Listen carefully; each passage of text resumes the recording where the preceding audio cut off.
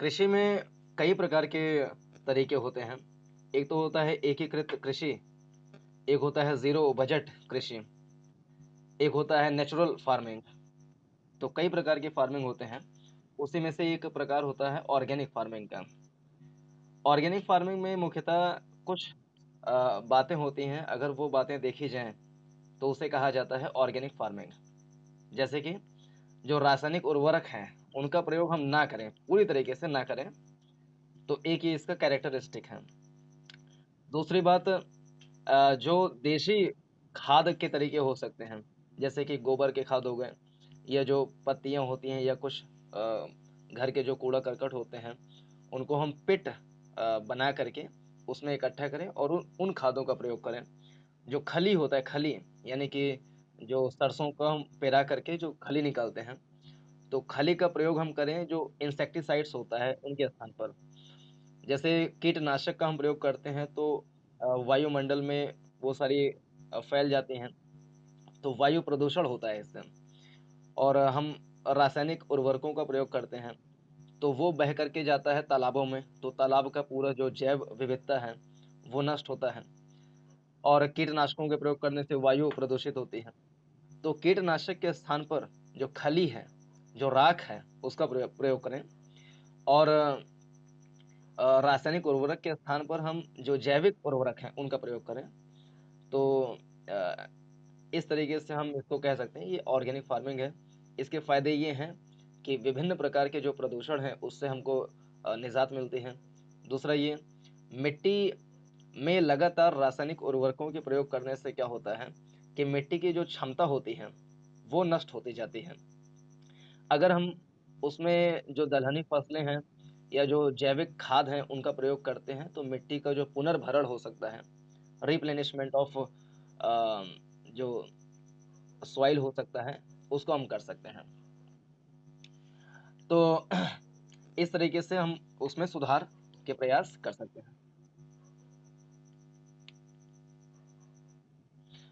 और फ़ायदे में एक फ़ायदा ये भी है कि जो insecticides, fungicides, herbicides chemical fertilisers का यूज़ करते हैं, तो इससे किसानों की जो लागत है, वो बहुत ज़्यादा बढ़ जाता है।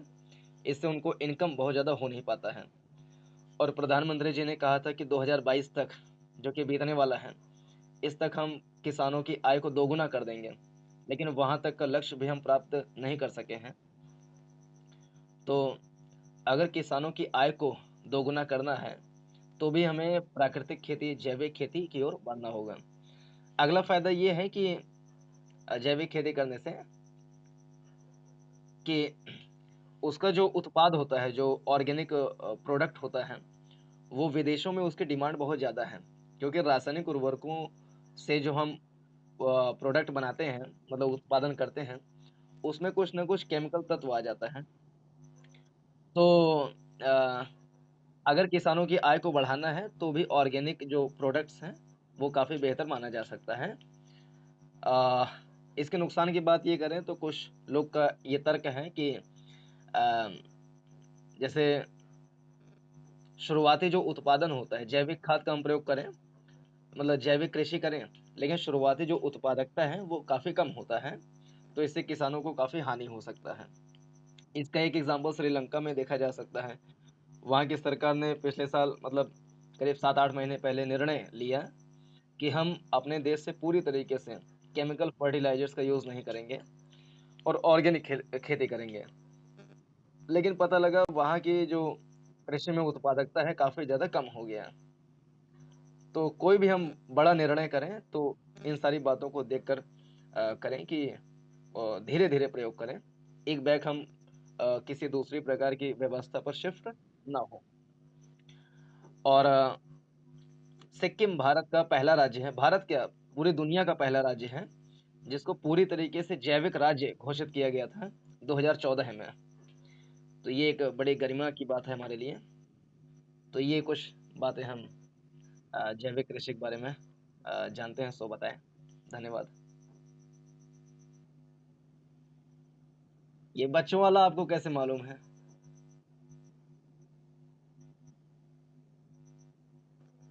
प्रश्न ये है कि अभी हाल ही में जो है भारत सरकार ने निर्णय लिया है कि जो जेनेटिकली मॉडिफाइड क्रॉप्स होते हैं यानी जीएम फसलें, तो जीएम क्रॉप्स में एक क्रॉप्स है सरसों की, तो उसको भारत सरकार ने अनुमति प्रदान कर दी है कि भारत में सरसों की जो जीएम फसलें हैं उसका उत्पादन किया जा सकता है। तो आपसे प्रश्न ये है कि जीएम फसलें क्या होती हैं और जीएम फसलों के उत्पादन की राह में क्या चुनौतियां हैं, क्या बाधाएं हैं? जीएम फसलें किसी फसल में से उसकी जो नेगेटिव बातें हैं, जैसे कोई फसल है जो कम पानी दिया जाए तो वो हो नहीं सकता है, तो उसकी जो जेनेटिक बातें हैं उसको हम निकाल लें।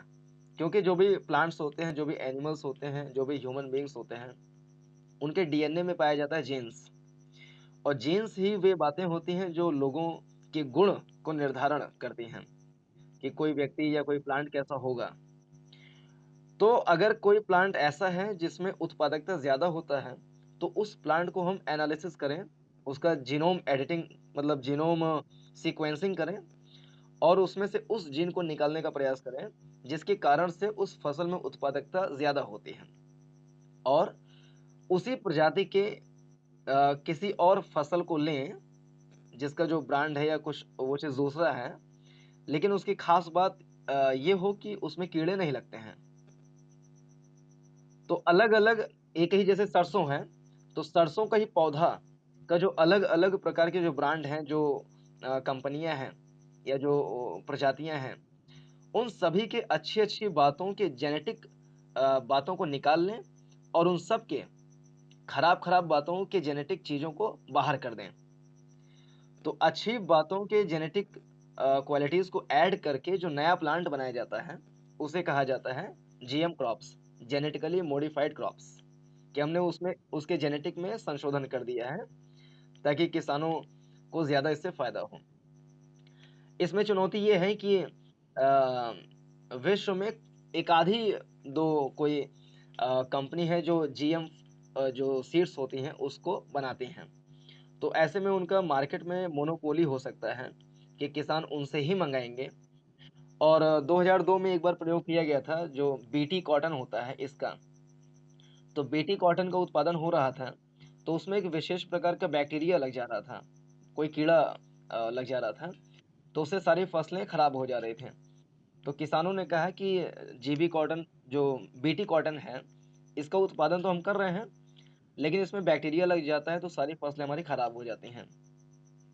तो उस कंपनी ने क्या किया कि बैक्टीरिया को मारने के लिए एक नया दवा बना दिया कि चलिए आप इसको डालिए तो बैक्टीरिया लगेगा नहीं, फसलें खराब नहीं होंगी। तो किसान एक तो जीएम फसलें जीएम सीड्स जो होती हैं, ऑलरेडी महँगी होती हैं और जीएम सीड्स कोई किसान इसीलिए बोएगा कि वो पूरी तरीके से अच्छा है। अब अच्छा मान करके बीज को लेकर के आया, लेकिन पता लगा उसमें बैक्टीरिया लग जा रहा है। बैक्टीरिया को मारने की अलग से दवा खरीदो, तो किसानों की लागत जो है, बहुत ज़्यादा बढ़ जा रहा था। तो इसकी जो चुनौती है वो ये है कि जो जीएम सरसों है, ये आएगा तो महँगा, लेकिन अगर इसमें किसी प्रकार का दोष उत्पन्न हुआ, तो उसको सुधारने हेतु फिर नए प्रकार के इंसेक्टिसाइड, फंजीसाइड्स इसका प्रयोग किया जाएगा। तो किसानों का जो भार है, वो बहुत ज़्यादा बढ़ जाएगा। लेकिन फ़ायदा ये है कि अगर सब कुछ अच्छा रहा तो उत्पादकता बहुत ज़्यादा बढ़ जाएगा और भारत जो है वो सरसों का इम्पोर्ट कराता है। मतलब जो तेल होते हैं, एडिबल ऑयल्स, इसका हम बहुत ज़्यादा मात्रा में नहीं इम्पोर्ट करते हैं, इम्पोर्ट। भारत भारत में जो तेल हैं, जैसे कि पाम ऑयल है, ताड़ का तेल और जो एडिबल ऑयल्स होते हैं, इसका हम भारी मात्रा में पहले तो ताइवान से भी करते थे, अभी नहीं कर रहे हैं। ताइवान से पहले करते थे, फिलहाल इंडोनेशिया से करते हैं, फिलीपींस यहाँ सबसे हम करते हैं पाम ऑयल का इम्पोर्ट। तो उससे हमारा बहुत सारा जो विदेशी मुद्रा भंडार है, वहाँ से हमको पैसे देने पड़ते हैं। तो जीएम फसलें अगर आएँगी और भारत में तिलहनी फसलों का रकबा बढ़ाया जाएगा, तो भारत को इससे बड़ा लाभ मिलेगा। तो इस दृष्टि से देखा जाए तो जीएम फसलें काफ़ी अच्छी हो सकती हैं, ईश्वर करे प्रयोग सफल रहे। तो ये है मेरा इस पे विचार।